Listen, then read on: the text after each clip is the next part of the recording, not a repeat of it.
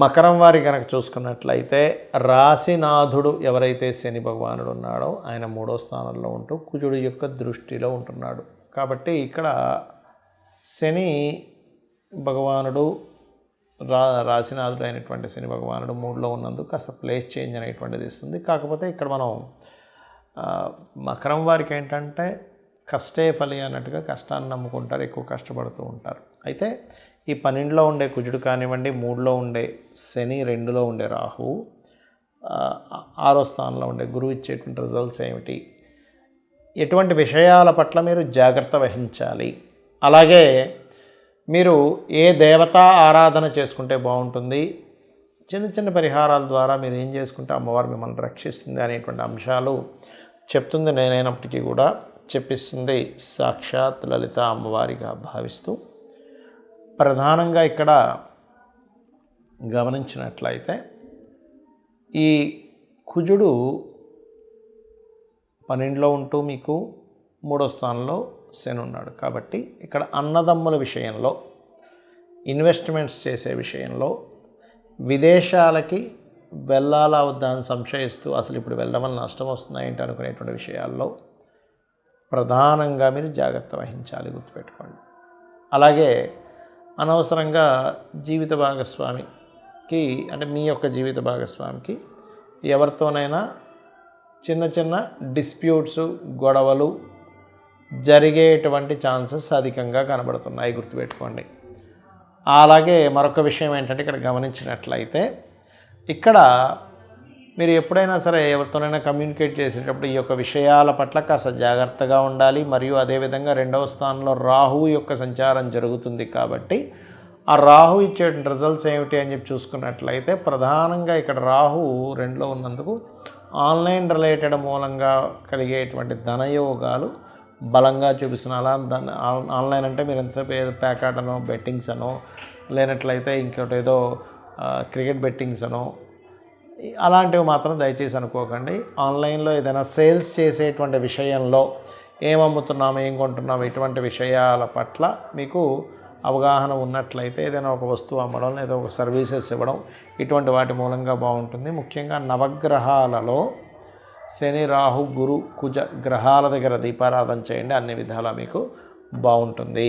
ప్రపంచవ్యాప్తంగా ఈ యొక్క గురువు మిథునంలో వక్రించి ఉండడం వల్ల, గురు రాశుల్లో శని, కుజులు ఉండడం వల్ల, శని యొక్క రాశిలో రాహు ఉండడం వల్ల ఎటువంటి ఫలితాలు మనం చూస్తాం ప్రపంచవ్యాప్తంగా. అంటే ఇది దేశగోచారానికి సంబంధించినవి, అంతేగాని మనం ఇది ఇండివిజువల్కి సంబంధించింది కాదు. ఇక్కడ ఏంటంటే ఒకటి హెచ్ఐవి అంటూ ఉంటారు. కొంచెం హెచ్ఐవి కేసెస్ పెరుగుతాయి. ఎందుకంటే ఇక్కడ మిథునము అంటే మైథునము స్త్రీ పురుషుల యొక్క దాని యొక్క సింబల్ ఉంటుంది మిథునానికి. దాని మీద ఎప్పుడైతే గురువు వచ్చి వక్రించున్నాడో, అంటే కొంత వక్ర సంబంధంగా ఉండేటువంటి కొన్ని విషయాలు జరగడం వల్ల, అంటే చూడండి ఒక్కోసారి కొంతమంది వాళ్ళ కోరికలు తీర్చుకోవడానికి తగిన సేఫ్టీ తీసుకోకుండా చేస్తారు, దానివల్ల వచ్చే ఇబ్బందులు వస్తాయి. Point number 1. రెండవది గాలి, విపరీతమైనటువంటి గాలి, వర్షాలు రావడం, లేకపోతే వాతావరణంలో ఒక రకమైనటువంటి ఇన్ఫెక్షన్స్ అనుకోండి, ఒక రకమైనటువంటి గాలి నుంచి వచ్చేటువంటి అంటువ్యాధులు అనుకోండి, రెస్పిరేటరీ సిస్టమ్ మీద, అంటే వాళ్ళ ఊపిరితిత్తుల మీద ఎఫెక్ట్ చూపిస్తూ ఉంటుంది, లేదా వాళ్ళు తీసుకునేటువంటి శ్వాస మీద, ఇట్లాంటి వాటి మీద ప్రభావం చూపిస్తూ ఉంటుంది ప్రపంచవ్యాప్తంగా. అదేవిధంగా కాస్త విమానాల మీద వెళ్ళేటప్పుడు, విమానాలు నడిపేటువంటి వారు, విమాన సంస్థలు కాస్త జాగ్రత్తగా ఉండాలి. అలాగే కొన్ని సనాతన ధర్మ సంబంధంగా ఇప్పుడు ఒక్కోసారి చూడండి, మనం కొన్ని దేవాలయాల్లోని లేదా సనాతన ధర్మపరంగా లేనట్లయితే ఒకే మతాల్లో ఉండేవాళ్ళు కూడా కొంత వాళ్ళ మీద వాళ్ళకి విద్వేషాలు పెరగడం, మత కల్లోహాలు రావడం, ఇటువంటివి కాస్త ఎక్కువగా ఉన్నాయి. అయితే ఈ షేర్ మార్కెట్ సంబంధించిన క్రాష్ అవ్వడము, సాఫ్ట్వేర్ రిలేటెడ్ సంబంధించిన కొన్ని హ్యాక్ అవ్వడము, ఇటువంటివి బలంగా జరగనున్నాయి. కాబట్టి ఈ సాఫ్ట్వేర్ సంబంధంగా మీరు ఏవైతే సంస్థలు నడుస్తుంటాయో మీ యొక్క, ఎందుకంటే ఇది ఆల్మోస్ట్ నవంబర్ మిడిల్ నుంచి స్టార్ట్ అయిపోయింది కాబట్టి పెద్ద పెద్ద సంస్థలకు సంబంధించి హ్యాకింగ్ చేస్తూ ఉంటారు. ఇటువంటి విషయాల పట్ల కాస్త జాగ్రత్తగా ఉండాలి. మరియు ఇక్కడ ఎవరైనా సరదాగా ఏదైనా మాట అన్నా కూడా అది సీరియస్గా మిస్కమ్యూనికేషన్ అవుతూ ఉంటుంది. ఎందుకంటే కమ్యూనికేషన్ హౌస్ అనేది మనం 3వ స్థానంలో చూస్తాం. ఎప్పుడైతే 3వ స్థానంలో గురువు ఉండి గురువు యొక్క రాశిలో శని కుజులు ఉంటూ ఆ శని యొక్క రాశిలో రాహు ఉన్నప్పుడు ఇదంతా కూడా ట్రిపుల్ అంటే 3 సార్లు డిస్పాజిటర్ సిస్టంలో 3 సార్లు ఇదైంది. కాబట్టి ఖచ్చితంగా మీరు సరదాకి కూడా ఎవరితోని కమ్యూనికేషన్ చేసేటప్పుడు నెగ్లిజెన్సీగా చాలా డిగ్నిఫైడ్, చాలా జాగ్రత్తగా ఒక మాట మాట్లాడుతున్నాము, ఒక మెయిల్ పంపిస్తున్నాము, ఒకరికి ఏదైనా చెప్తున్నాము అన్నప్పుడు చాలా చాలా చాలా కేర్గా ఉండాలి. ఎందుకంటే ఆ కమ్యూనికేషన్స్ వల్ల కలిగేటువంటి ఫలితాలు ఆ రకంగా ఉంటూ ఉంటాయి. కాబట్టి ఈ యొక్క విషయాల పట్ల కాస్త జాగ్రత్త వహించాలి, గుర్తుపెట్టుకోండి.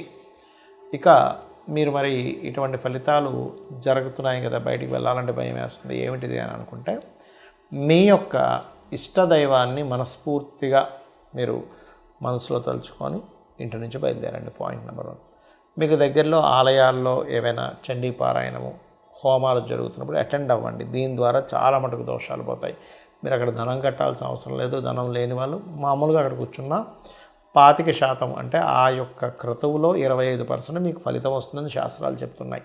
అక్కడ వెళ్ళి కూర్చుంటే చాలు. ధనం లేని వాళ్ళు అయ్యో డబ్బులు కట్టలేను కదా అని భయపడాల్సిన పని లేదు. అలా కాదండి, మా ఇంటి దగ్గర ఎక్కడ జరగట్లేదండి, కనీసం చండీ వినండి, లేదా ఓం దుమ్ దుర్గాయ నమః అనే నామస్మరణ చేస్తూ ఉండండి. గోశాలలకు వెళ్ళి కాస్త గోవులకి క్యారెట్స్, బెల్లము, గ్రాసము, అరటికాయలు ఈ 4 తినిపించండి. ఏదైనా ఇప్పుడు చూడండి, మనకి ఆలయంలో నవగ్రహాలు ఉంటాయి. వాటి దగ్గరికి వెళ్ళి గురుగ్రహము నెయ్యి దీపం పెట్టండి. శని గ్రహం దగ్గర నువ్వుల నూనెతో దీపం వెలిగించండి. కుజగ్రహం దగ్గర ఎర్ర ఒత్తి వేసినటువంటి దీపాన్ని వెలిగించండి. మరియు రాహుగ్రహం దగ్గర నార్మల్గా మీరు నిమ్మకాయ దీపం పెట్టండి.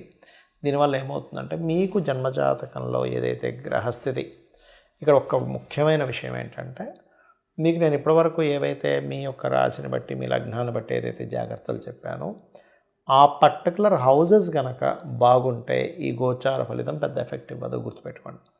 అలా కాకుండా పర్టికులర్ హౌస్ పాడైంది, ఇప్పుడు మరలా గోచారం అక్కడికి వచ్చింది, ఇబ్బంది. అంటే ఎలా అంటే కొంతమందికి చూడండి చలంటే పడదు, వాళ్ళు నార్మల్గా ఉన్నప్పుడు బాగానే ఉంటుంది, కానీ చలికాలం వస్తే వాళ్ళకి ఇబ్బంది వస్తుంది. ఎందుకు? వీళ్ళల్లో ఉండేటువంటి బాడీలో ఆ చలిని తట్టుకునేటువంటిది ఏదో ప్రాబ్లం ఉంది. అలాగే కొంతమంది వర్షంలో పొద్దునుంచి సాయంత్రం వరకు తడిచిన వాళ్ళకి ఏ జలుబు ఇది ఎందుకు? ఇక్కడ బాడీ చాలా ఇమ్యూనిటీ పరంగా కానీ ఏదైనా చాలా స్ట్రాంగ్గా ఉంది ఇక్కడ. అంటే ఇక్కడ మనం అర్థం చేసుకోవాల్సిన మన జన్మజాతకంలో ఆ భావం కనుక స్ట్రాంగ్గా ఉంటే గోచారంలో ఎటువంటి కాంబినేషన్స్ వచ్చినా ఏమీ కాదు. అలా కాకుండా ఆ భావం వీక్గా ఉంటే మనం ఇప్పటివరకు చెప్పుకున్నటువంటివి ఏవేవైతే మనం చెప్పుకున్న అంశాలు ఒక్కొక్క రాశిని బట్టి ఆ యొక్క పర్టికులర్ హౌజెస్లో మరింత పాపగ్రహాలు ఉన్నాయి, అప్పుడు దాని ఎఫెక్ట్ వస్తుంది. అలాంటప్పుడు ఖచ్చితంగా మీరు ఈ పరిహార మార్గం చేసుకొని అమ్మవారి యొక్క అనుగ్రహంతో మీరు బయటపడవచ్చు, అందులో ఎటువంటి సందేహం లేదు. అయితే ఇక్కడ ఇంకొక విషయం ఏంటంటే ఈ గ్రహస్థితి ఇలా ఉన్నప్పుడు నైరుతిలో ఎటువంటి దోషం కలగకూడదు. దోషం అంటే ఏమవుతుంది? నైరుతిలో ఎక్కువ వెలుతురు రావడం లాంటివి చేయకండి. కొంచెం చీకటి గదికి పెట్టుకోమని చెప్పారు నైరుతి. అదేవిధంగా దక్షిణం వైపు, ఎందుకంటే నైరుతికి రాహువు, దక్షిణానికి కుజుడు, గుర్తుపెట్టుకోండి. అదేవిధంగా శని అంటే పడమర. ఈ 3 ప్రధానంగా జాగ్రత్త వహించాలి. అంటే నైరుతి ఎక్కువ ఓపెన్ అవ్వకూడదు, పడమర ఎక్కువ ఓపెన్ అవ్వకూడదు, దక్షిణం ఎక్కువ ఓపెన్ అవ్వకూడదు. ఎప్పుడైనా సరే మనకి జాతక చక్రంలో ఉండేటువంటి దశలు, గోచారంలో ఉండేటువంటి గ్రహాలు ఇవి కనెక్ట్ అవుతున్నప్పుడు మనం గనక ఇంట్లో ఇటువంటి తప్పిదాలు కనుక చేస్తున్నట్లయితే, అంటే దక్షిణము, నైరుతి, పడమర ఈ యొక్క దోషాలు కలుగుతున్నప్పుడు అందులో ప్రధానంగా రాహువు, కుజుడు, శని ఈ ఫలితాలు ఇస్తున్నాడు. కాబట్టి మరింత జాగ్రత్తగా ఉండండి. పొరపాటును కూడా ఈశాన్యం, ఎక్కడైతే మీకు ఇంట్లో ఈశాన్యం ఉంటుందో అక్కడ క్లోజ్ చేయకండి. ఈశాన్యం ఎప్పుడు ఓపెన్గా ఉండాలి. ఎందుకంటే గురువు ఇచ్చే ఫలితాల్లో గురువు ఈశాన్యానికి కారకుడు. ఈ జాగ్రత్తలు తీసుకోండి, ఖచ్చితంగా మీకు బాగుంటుంది. శ్రీమాత్రే నమః.